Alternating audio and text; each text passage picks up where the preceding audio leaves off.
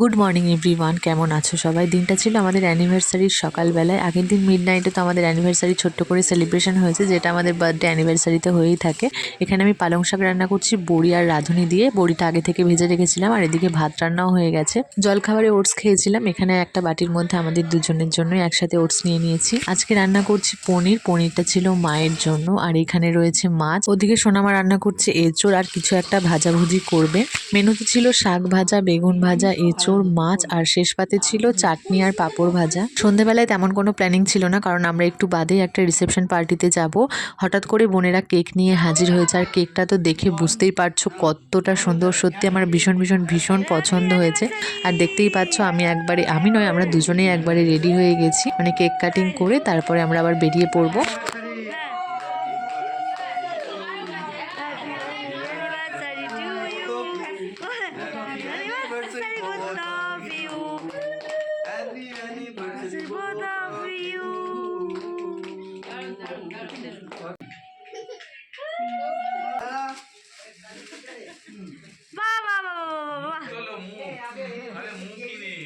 এই যে গিফটটা আনবক্সিং হচ্ছে, এর মধ্যে রয়েছে একটা ফটো ফ্রেম। আর এইটা দিয়েছে আমাদের পাশের বাড়ির এক দাদা বৌদি, যাদের বাড়িতে কিছুদিন আগে আমাদের নিমন্ত্রণ ছিল।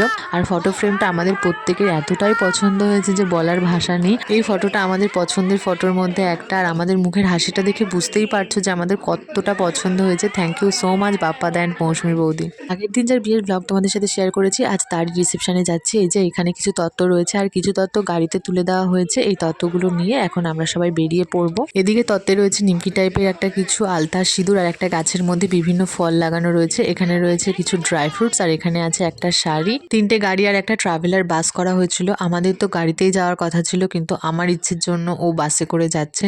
অনেকদিন বাসে চাপা হয়নি, আর তাছাড়া কনে যাত্রী বা বরযাত্রী বাসে করে যাওয়ার মজাটাই আলাদা।